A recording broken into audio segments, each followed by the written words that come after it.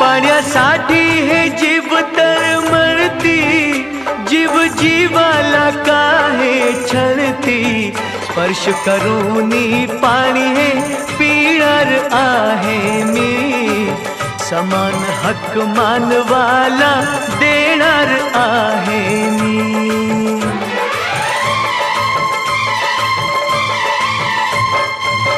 पाऊल पुढचे पुढे टाकणार आहे मी, पाणी चवदार तळ्याचे चाखणार आहे मी, पाणी चवदार तळ्याचे चाखणार आहे मी।